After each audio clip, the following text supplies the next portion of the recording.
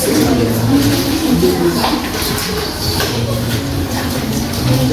jadi mas. Baik, terima kasih atas waktu yang diberikan kepada kelompok kami. Perkenalkan, kami dari kelompok 4 akan mempresentasikan warga negara dan keluarga negaraan sebagai agenda politik serta pendidikan kewarganegaraan sebagai isu dunia. Baik, kita langsung saja ke presentasi. Dimulai dari teman-teman.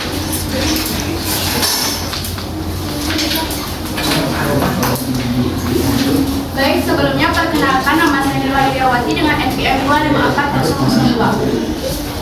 Nah, di sini saya akan menjelaskan bagian latar belakang. Selama ini kita sering menganggap bahwa kewarganegaraan hanyalah sebagai status sosial. Padahal lebih dari itu, kewarganegaraan merupakan juga berkaitan dengan kebijakan dan kepentingan politik suatu negara. Nah, di era globalisasi, pendidikan kewarganegaraan menjadi sangat penting karena tidak hanya membentuk warga negara secara nasional, tapi juga warga dunia. Selanjutnya ada pengertian warga negara dan keluarga negaraan. Warga negara merupakan individu yang secara resmi menjadi anggota suatu negara, sedangkan keluarga negaraan merupakan status hukum yang mengikat individu dengan negara tersebut. Jadi dapat disimpulkan bahwa warga negara merupakan orangnya, sedangkan keluarga negaraan merupakan hukum, status hukum atau hubungannya dengan negara tersebut. Sekian dari saya, akan dilanjutkan oleh teman saya. Perkenalkan, nama saya Nikarin Ayu Purnami dengan NPM 254031. Di sini saya akan melanjutkan presentasi dari teman saya. Yang pertama yaitu ada kewarganegaraan sebagai agenda politik. Nah, kewarganegaraan bukanlah hanya soal hukum, tetapi sudah menjadi bagian dari hukum. Tetapi ini juga menjadi bagian dari agenda politik. Negara memiliki kewenangan untuk menentukan siapa yang diakui sebagai warga negara, serta mengatur hak dan juga kewajiban mereka. Selain itu, kewarganegaraan ini juga digunakan untuk menjaga stabilitas dan juga persatuan nasional. Yang selanjutnya, mengapa menjadi agenda politik? Seperti yang kita ketahui, agenda politik berkaitan dengan kepentingan negara, seperti kekuasaan, keamanan, dan juga identitas nasional. Selain itu, globalisasi dan arus migrasi juga menentukan negara harus terus menyesuaikan kebijakan kewarganegaranya yang bertujuan untuk melindungi warga negara serta keutuhan bangsa. Sekian dari saya, akan dilanjutkan oleh teman saya.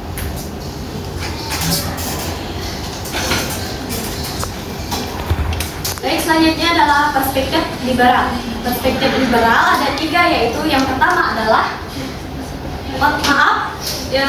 yang saya jelaskan adalah perspektif kewarganegaraan. Perspektif kewarganegaraan ada 3, yaitu yang pertama ada perspektif liberal, yang dimana ini berfokus pada individu.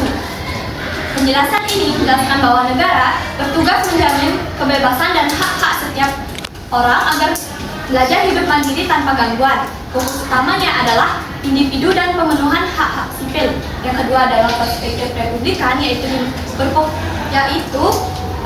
partisipasi aktif warga, di mana perspektif ini menekankan bahwa menjadi warga negara harus berperan aktif dalam kegiatan publik. Kewarganegaraan bukan hanya status resmi, status di atas kertas, melainkan tindakan yang kita berikan seperti partisipasi politik, pemungutan suara, dan kontribusi di kemasyarakatan untuk kepentingan bersama. Yang ketiga ada perspektif komunitarian, yaitu nilai dan budaya. Perspektif ini melihat bahwa kewarganegaraan berasal dari nilai dan budaya. Seseorang dianggap sebagai bagian dari negara karena adanya kesamaan nilai, sejarah, dan tradisi yang ada di komunitasnya. Dari ketiga perspektif ini, bahwa kewarganegaraan bukan hanya status resmi, tetapi juga hak yang kita terima, kontribusi yang kita dapat, dan tradisi budaya yang kita bawa. Selanjutnya adalah contoh kasus. Contoh kasus yang pertama ada kewarganegaraan ganda di Indonesia. Dalam perkawinan campuran, anak bisa memiliki 2 kewarganegaraan ganda. Tetapi di Indonesia hanya memperbolehkan kewarganegaraan secara terbatas hingga batas usia tertentu. Setelah itu, anak harus memilih salah satu kewarganegaraan dari orang tua mereka. Kasus ini menjelaskan bahwa kewarganegaraan sangat berkaitan erat dengan kebijakan politik negara. Contoh kasus yang kedua, ada isu pengungsi internasional, di mana banyak orang kehilangan kewarganegaraan atau tidak diakui oleh negara manapun, sehingga mereka tidak mendapatkan perlindungan hukum ataupun hak dasar. Kasus ini membuktikan bahwa status kewarganegaraan sangat penting bagi kehidupan seseorang. Sekian dari saya, akan melanjutkan dengan saya. Baik, perkenalkan, nama saya Muhammad Ayu Febriani dengan NIM 2541. Di sini saya akan menjelaskan pendidikan kewarganegaraan. Pendidikan kewarganegaraan adalah pendidikan yang bertujuan untuk membentuk warga negara yang sadar akan hak dan kewajibannya. Selain itu, membentuk sikap demokrasi, tanggung jawab sosial, menumbuhkan rasa cinta tanah air dan memperkuat identitas nasional di tengah keberagaman budaya. Hal ini juga mencakup pemahaman dasar agar setiap tindakan warga negara selaras dengan aturan yang berlaku. Selanjutnya ada tujuan pendidikan kewarganegaraan. Tujuan utama pendidikan kewarganegaraan adalah membentuk karakter warga negara yang baik, menanamkan nilai-nilai demokrasi, meningkatkan partisipasi masyarakat, dan menjaga persatuan bangsa, membekali individu dengan kecakapan kewarganegaraan agar mampu terlibat aktif dalam memecahkan masalah kemasyarakatan. Sekian dari saya, akan dilanjutkan lagi dengan saya.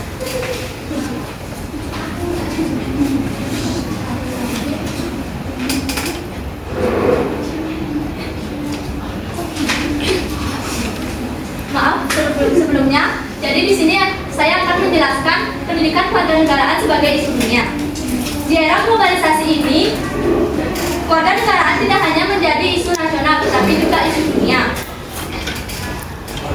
Pendidikan kewarganegaraan, mohon maaf saya ulangi, di era globalisasi ini pendidikan kewarganegaraan tidak hanya menjadi isu dunia, tetapi hal ini karena banyak masalah global seperti perubahan iklim, pelanggaran HAM yang menumbuhkan kesadaran bersama sebagai warga negara dunia.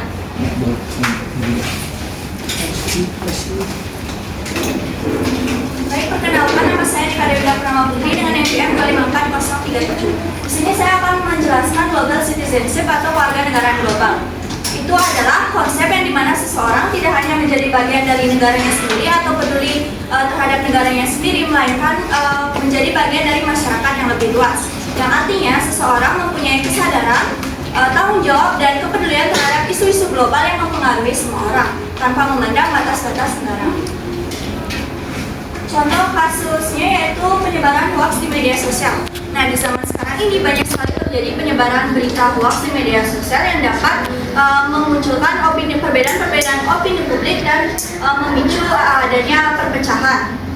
Nah, sebagai warga global, kita harus bisa berpikir kritis dengan tidak mudah mempercayai berita yang belum tentu kebenarannya. Kita harus mencari informasi terkait berita tersebut, apakah berita tersebut benar atau tidak sebelum kita mempercayai dan menyebarkannya. Nah, dari global citizenship, kita belajar bagaimana cara bijak menggunakan media sosial dengan tidak mudah mempercayai berita yang belum tentu kebenarannya dan dapat menjaga persatuan. Baik, sekian dilanjutkan lagi. Perkenalkan, nama saya Ida Indrawati dengan NIM 254018. Tantangan hoax dan disinformasi. Mudahnya berita bohong menyebar dan memecah belah. Radikalisme, ancaman paham yang menolak toleransi dan kebinekaan. Kurangnya partisipasi generasi muda cenderung apatis dan tidak peduli. Konflik identitas, guncangan antara budaya lokal dan global, resikonya hilangnya jati diri. Relevan di Indonesia menjaga nilai Pancasila menjadi dasar dan pandangan hidup bernegara, meningkatkan kesadaran demokrasi, belajar menghargai perbedaan dan musyawarah, membentuk warga negara menjadi warga yang aktif dan kritis. Kesimpulan, keluarga negara bukan hanya soal hukum dan politik, tapi ada cara hidup bersama. Pendidikan keluarga negaraan sangat penting dan menjadi isu global. Tujuannya mencetak warga negara dan warga dunia yang bertanggung jawab.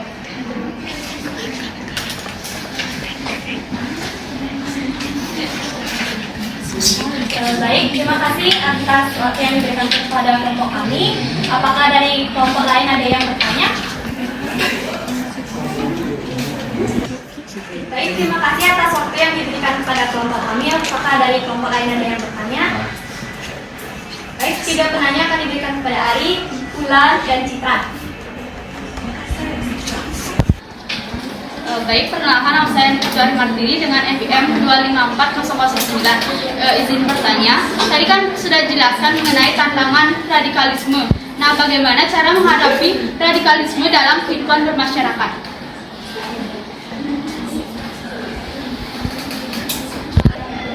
Baik, perkenalkan nama saya Nilupranya Nulandari, NPM 254161. Pertanyaan saya terkait yang sudah dijelaskan oleh Erni tadi mengenai kurangnya partisipasi generasi muda, cenderung apasif dan tidak peduli. Nah, pertanyaan saya, bagaimana cara kalian mengantisipasi hal tersebut? Coba jelaskan ya sepengetahuan kalian. Perkenalkan, nama saya Nikomang Citra Masadi dengan NIM 254017. Pertanyaannya, bagaimana pendekatan republikan dapat mendorong partisipasi aktif warga negara dalam sistem demokrasi? Baik, terima kasih atas pertanyaan yang kalian berikan. Berikan kami waktu untuk mendiskusikan pertanyaan dari kalian. Baik, terima kasih atas pertanyaan yang sudah diberikan pada kelompok kami.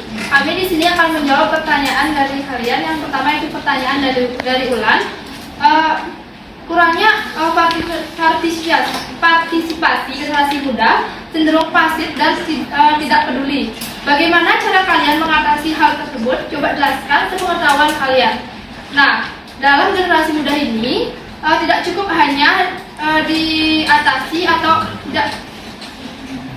tidak cukup hanya diatasi atas himbauan saja. Kita harus mengajak dengan aksi nyata dan pendekatan yang relevan, seperti kita melibatkan mereka sebagai penggerak, bukan hanya sebagai peserta saja. Contoh nyatanya seperti dalam kegiatan desa atau SDT, misalnya mengadakan sebuah kegiatan, kita mencoba mengajak mereka untuk menjadi panitia supaya mereka bisa lebih aktif dengan kegiatan tersebut dan tidak hanya menjadi peserta saja. Ada yang bertanya menambahkan? Kami bisa diterima lah. Baik, akan melanjutkan ke pertanyaan selanjutnya. Baik, di sini saya akan menjawab pertanyaan dari Citra. Cara pendekatan republikan mendorong partisipasi aktif warga negara. Yang pertama, menekankan pada kebijakan kewarganegaraan. Pendekatan ini mendidik warga negara bahwa kepentingan publik berada di atas kepentingan pribadi. Warga negara didorong untuk aktif karena mereka merasa memiliki tanggung jawab moral untuk berkontribusi pada kebaikan bersama, bukan hanya saat ada kepentingan personal. Yang kedua ada partisipasi sebagai menjamin kebebasan. Dalam pandangan republikan, kebebasan berarti bebas dari dominasi.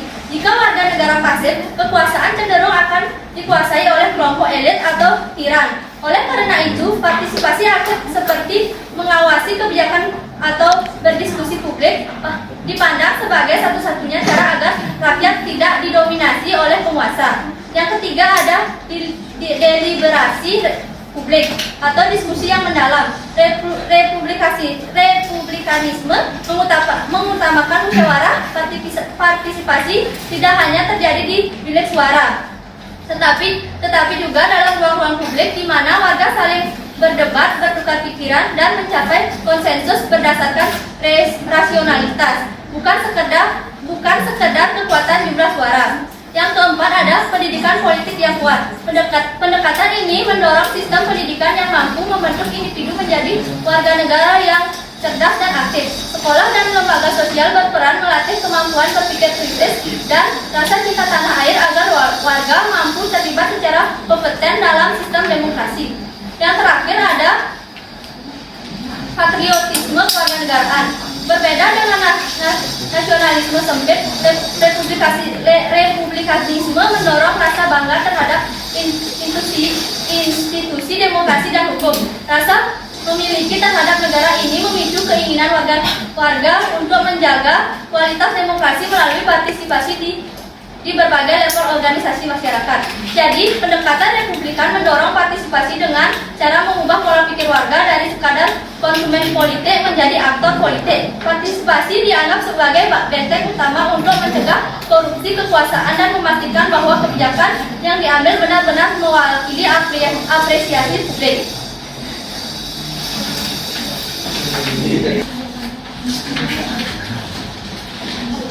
Baik, perkenalkan, saya Adriawati dengan NPM 254002. Izin menjawab dari pertanyaan kami. Pertanyaannya, bagaimana cara menghadapi tantangan radikalisme dalam masyarakat? Nah, sebelumnya saya jelaskan dulu. Radikalisme itu adalah paham atau sikap yang menginginkan perubahan secara cepat dan sering bertentangan dengan nilai-nilai dalam masyarakat. Cara menghadapi tantangan radikalisme dalam masyarakat. Radikalisme tidak bisa dihadapi hanya dengan pendekatan keamanan saja, tetapi perlu melalui pendidikan dan peran masyarakat.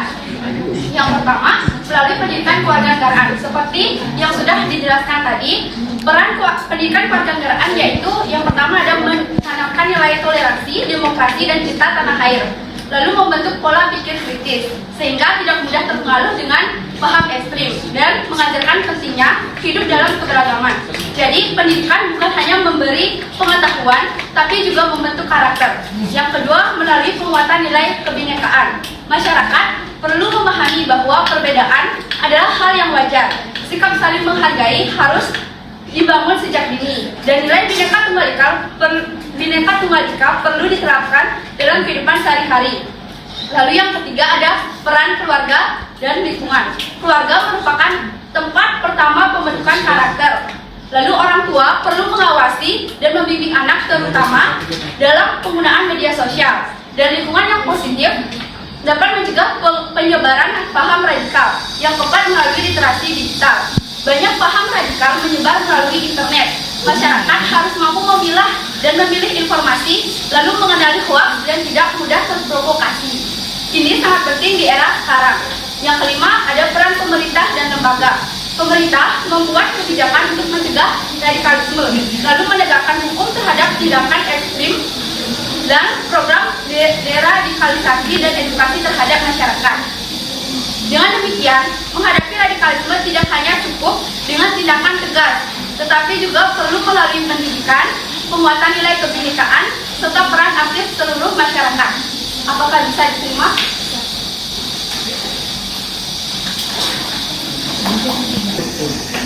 Baik, perkenalkan, nama saya Nila Bunga Dinetini. Di sini saya akan menyimpulkan ketiga pertanyaan dari kalian. Yang pertama, radikalisme dapat dihadapi dengan memperkuat pendidikan, menanamkan nilai toleransi dan moderasi, serta melibatkan peran keluarga, lingkungan, dan media secara positif. Yang kedua, kurangnya partisipasi generasi muda terjadi karena kurangnya ruang terlibat dan pendekatan yang sesuai dengan minat mereka. Untuk mengatasinya, perlu memberikan kesempatan pada mereka untuk menyediakan kegiatan yang menarik dan relevan.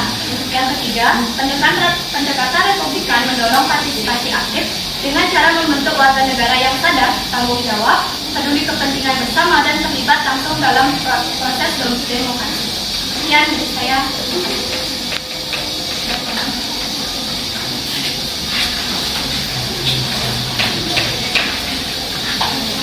Baik, terima kasih atas waktu yang diberikan. Apabila ada salah kata, mohon maaf, dan kami juga dengan saran. Om Santi Santi Santi Om.